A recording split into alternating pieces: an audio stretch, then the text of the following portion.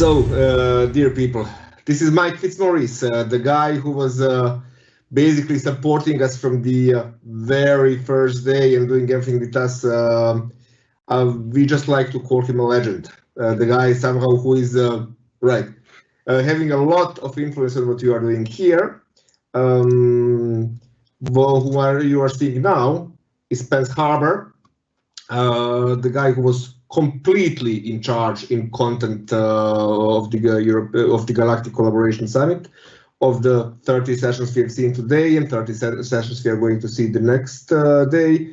And Fitz is in Seattle, Spence is in Edinburgh, and here is Bingen, Germany talking. I was basically in charge in the running the whole show, organizing everything that works smoothly. And I need to admit, I'm tired and I need my glass of wine right now. How about you guys? Spence? Yes, I have not wine, but Glen Moray. So I came prepared. And I haven't been drinking all day. I only started as we started this call, honest. I have started around 5th session, I need to admit. Well, I think we've all got things that our areas are known for in our hands. So Otis has wine. Spence has whiskey. I have coffee. Also, it's 9:30 in the morning here, so switching to whiskey would be a little bit, people would worry about me. Right, but just tell me one thing, Mike. Yes. Is it now summer or winter period in Seattle? It's Seattle. It doesn't matter. Now, that's obvious. So, as you can imagine, we don't really have agenda for this closing thing. I would just like to say a few of my notes which I had during this event, and I would like then both Fitz and Spence comment on those notes, because there are a few things which I have noticed which are different towards when we are doing European Collaboration Summit. Mm-hmm. For number one, with European Collaboration Summit, the people who attend, they come. Who are registered, they come. Today we had like almost 1,000 registered people only today. So we had like around 6,000 registered people, a bit over that. At the peaks, we had around 3,000 really present. We had different people obviously present in different times. So I was just looking at the stuff and what's going on. But there is this thing about not everybody who really registers also attends. So this is one lesson which I have learned today.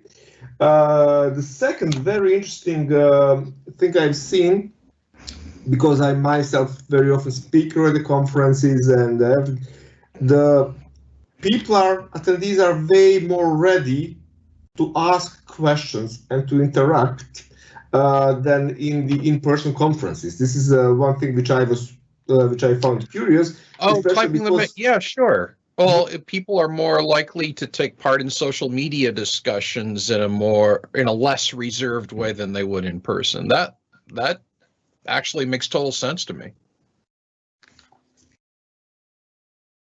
Right, because sometimes at the conference you ask the people, are there any questions after the session? And then nobody asks the question. Then right on your way out, there are 20 people waiting for you. Yeah, it puts you on the spot. All eyes are on you when you're asking the question. I've found that one big difference between, say, American and Canadian events and European events, Europeans are, they're actually bolder in what they will say in a question, but they generally want to ask it one-on-one. Americans will say more polite or harmless questions, but they'll say it in full view of everyone. I think doing this through a chat channel is actually a pretty good idea, because the questions have been good, participation's been good. I woke up early and went to bed late. I was asleep during a couple hours of this, but despite the time being very Eurocentric, and it should be, This has been an absolutely wonderful day one. I can't wait till next week when we do it all over again. Yeah, I think one of the other differences with the sort of chat-based Q&A is that the questions tend to be more precise and, specific to the topic of the presentation, or indeed, the segment of the presentation that might be touching on something specifically. Whereas in an in-person event, a lot of people with questions will go along to a session in order to ask the individual speaker a question, and that could be on something completely different to the topic of the presentation. We see that, we've seen that at in-person events for many years, and it's not that there's anything wrong with it. It's just another difference, I think, whereas people tend to be more kind of a little bit more tunnel visioned on the topic of the individual presentation, which is quite helpful because the answers to those questions are helpful to everybody else as well, as not just the person asking it, of course. So I think that was broadly successful today, and hopefully that will be the feedback we get from the attendees as well. I think everything about an online event is different from a live event. It's just a different creature, and everybody is figuring this out very, very quickly. Yeah, and it could easily be the case that we know it will be for many people that they're pulling double duty sort of thing. They've got their real work, and they maybe catching a couple of sessions and then doing something else and then coming back in for some more. Whereas obviously the real event, it's a much more kind of cordoned off opportunity in that respect. Yeah. Right, about feedback, what Spence has asked, even if I'm wearing my red shirt today, which means I'm perfectly prepared to get killed in a mission. It's in about half an hour. Dude, I'm in a Borg cube. I'm at more risk than either of you guys. Right, but if they assimilate you, that will be the end of the Borg. Right. That's true. Yeah, in a red shirt, I was pretty ready. I was quite ready to get killed on a mission, but I was Spence, Margit, Elena, and me were following the chat in all 5 ships today and going on. And I might say we had a small glitch in front of the very first slot, which we have solved, technical glitch, which we have solved very quickly. But the comments on the sessions were really, really positive. Comment to the presenters, comment to the demos. I was watching comments in the La Sirena ship, this the new Picard ship, where people were thanking to Donna for her demo, which explained a lot of things about Power Apps and Power Automate stuff. And I mean, then again, it's important. Sometimes we have the background. It's important to know that Donna was recording her demo in the past 2 days, literally while protests were happening in Seattle in front of her house where she's living. So in some moment in the session, she said, "Don't mind the noise, those are just the protests." Yeah, I got to tell you, it's weird here. Right, but it's definitely. But no, the fact that she just keeps going, it's awesome. Yeah, I love that. My point being here that the comments which we have got, at least in the chat for now, for the sessions and the demos, were very positive.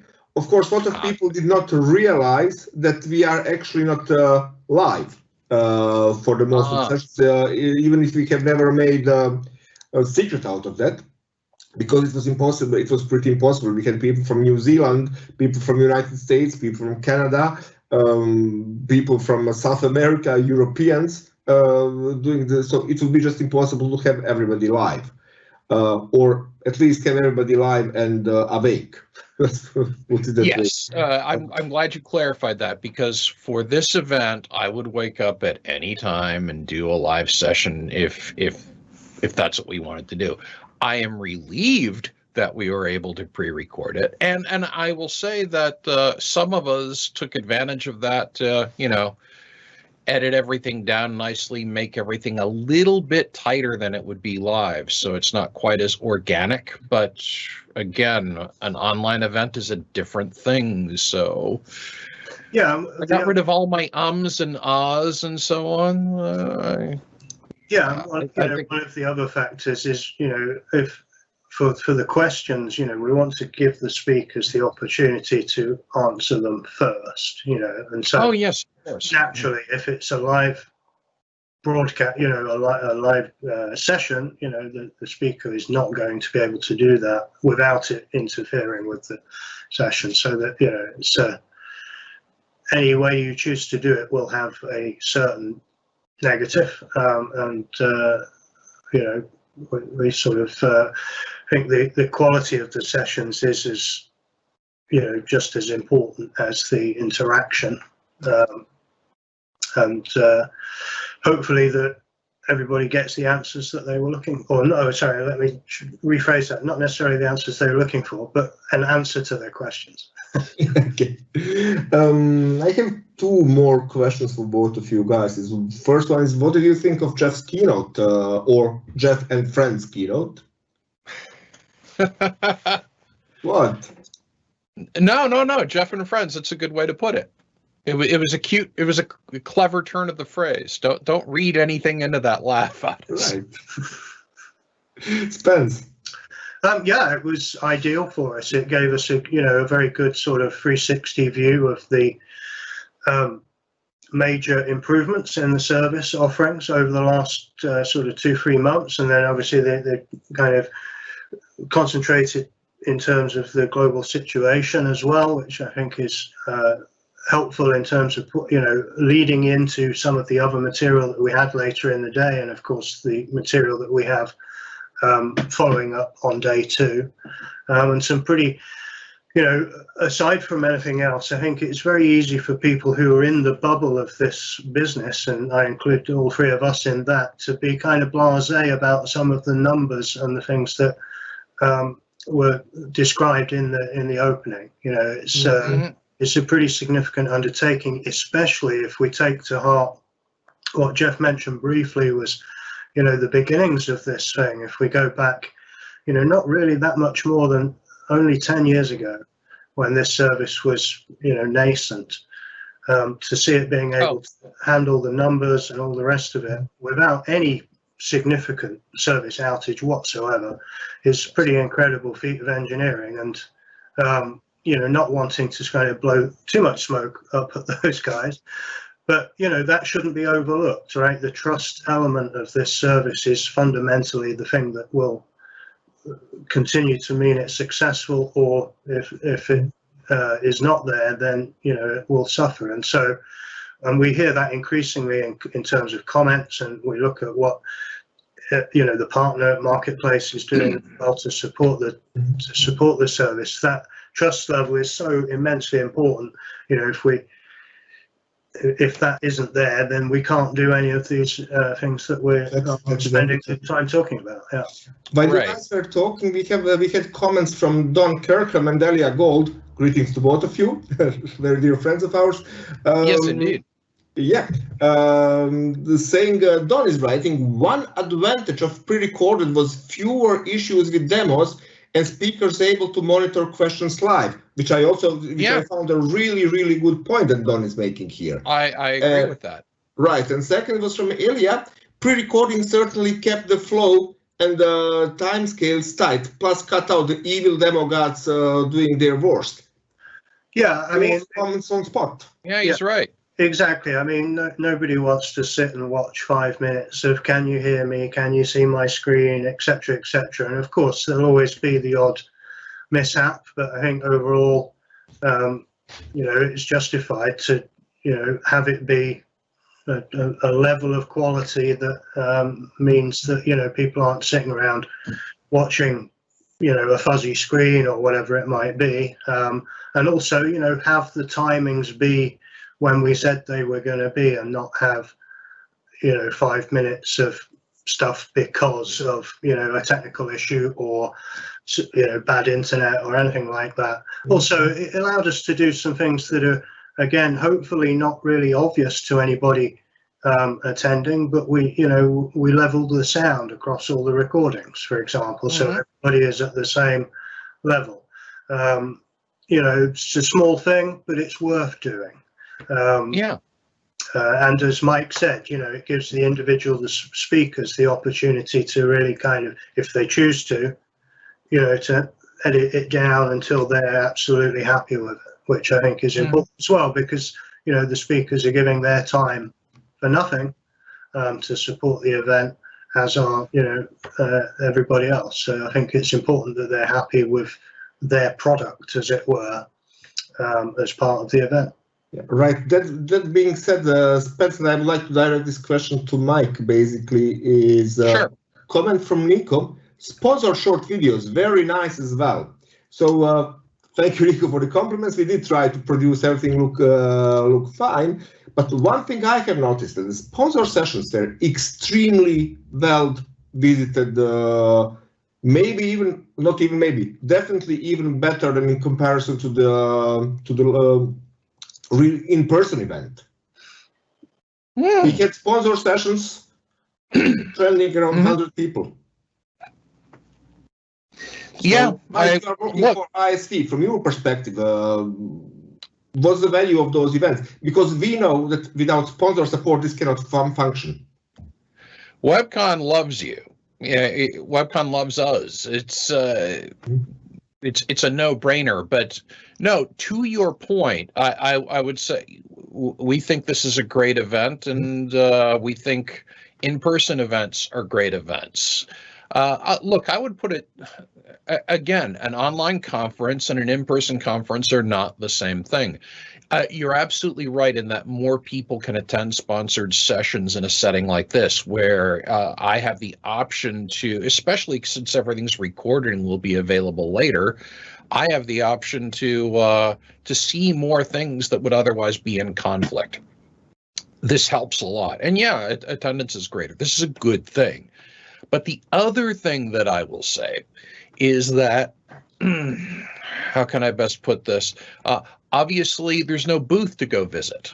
There is a virtual environment that I actually think is pretty clever, but it's just not the same thing. It's a good thing in its own right, and we're all figuring it out. And I, for one, am enjoying this.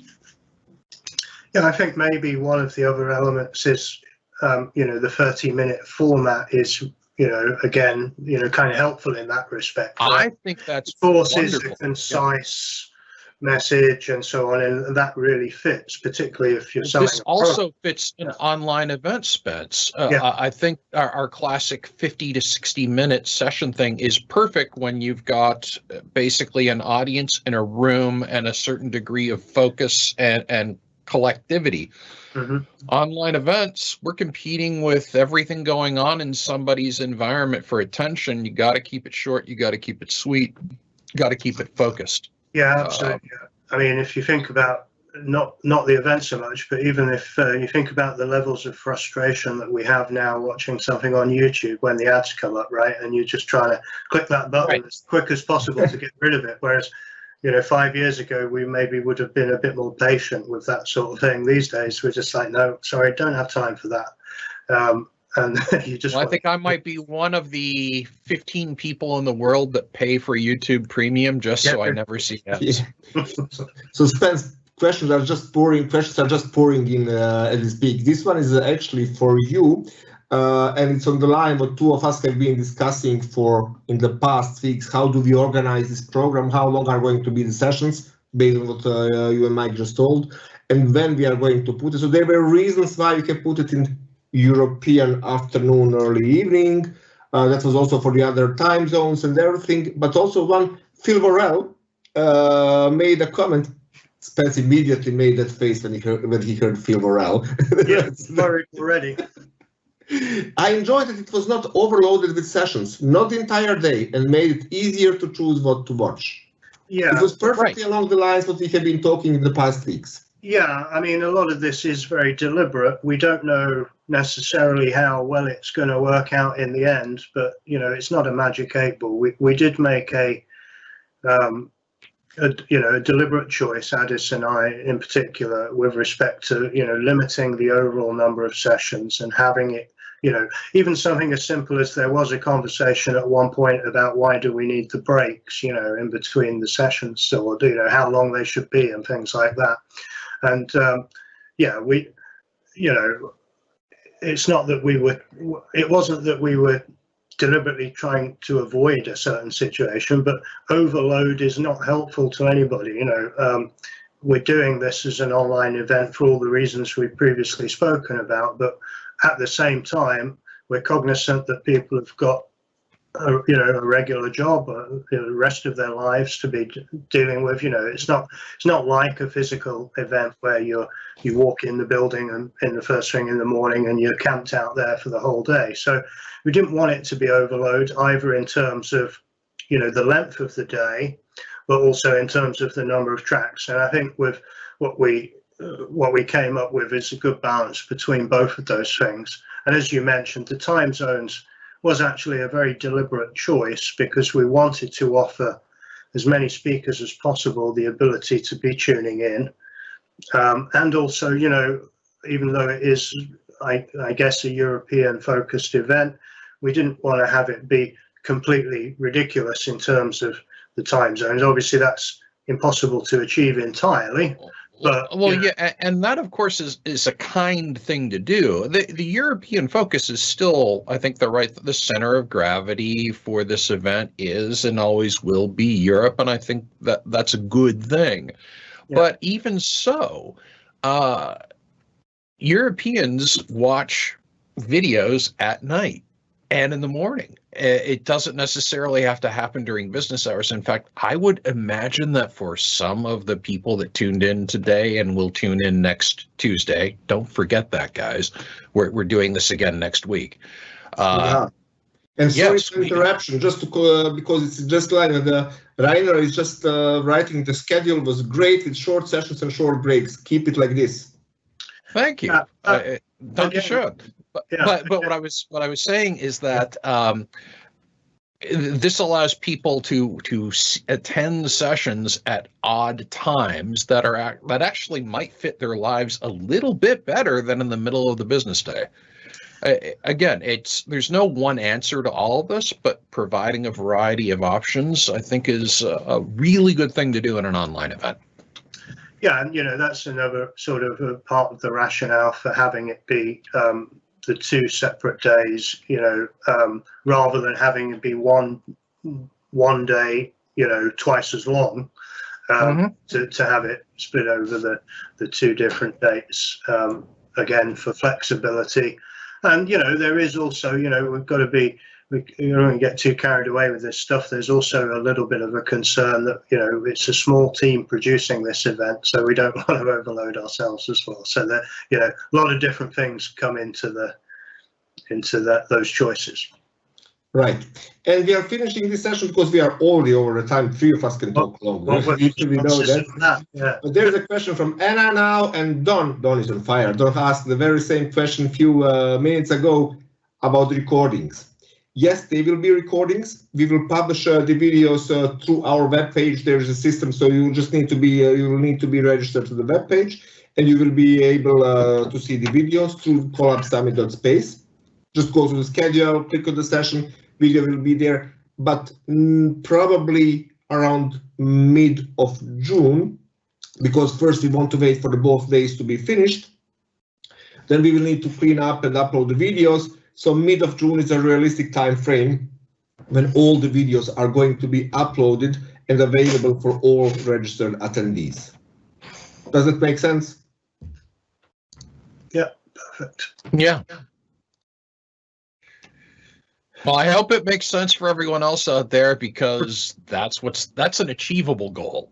Yeah, that's an achievable goal, because I just know that there will be no way. Right. Anything else would be, shall we say, ambitious, or and when I say ambitious, I mean unrealistic. Right, Spence, again, just a comment, just I'm reading comments, they're coming. 2 separate non-consecutive days was also a great idea. So it shows that some of the ideas and some of the thoughts that we have put in front of this event.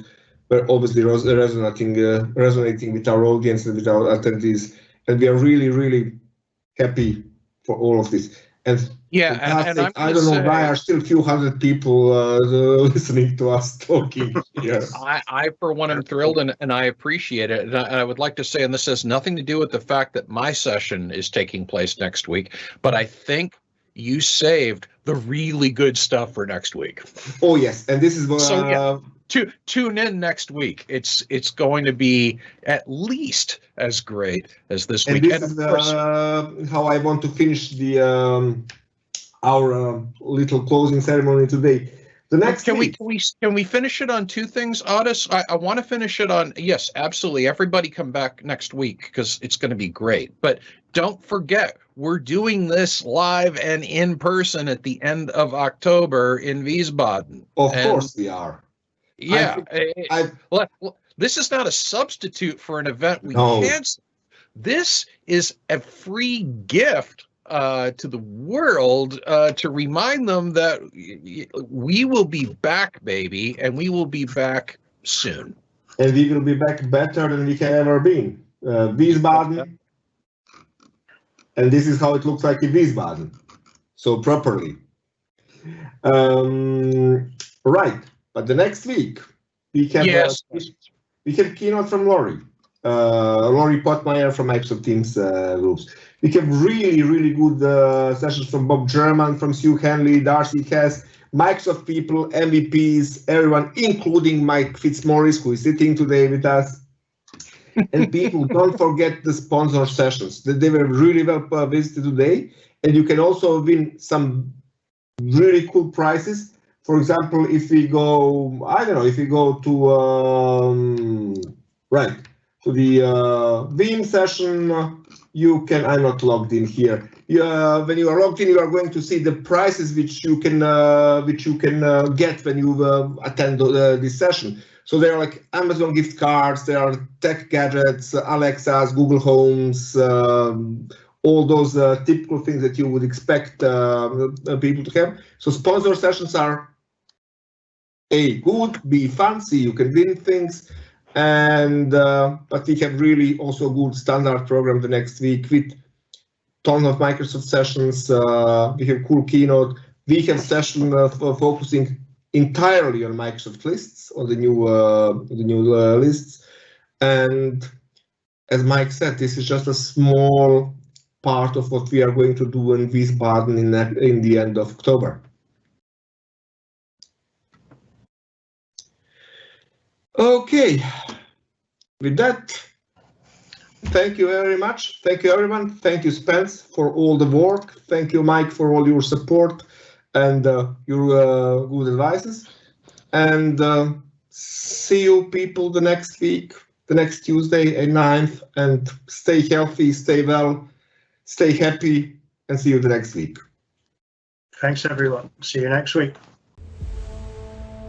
Thank you for being a part of the Galactic Collaboration Summit. Join the community and meet in-person world-class Microsoft and MVP speakers this autumn in Wiesbaden, Frankfurt, Germany, with 15 full-day tutorials and over 150 Microsoft 365 and Azure sessions at the combined European Collaboration Summit and European Cloud Summit from 26 to 28 October 2020.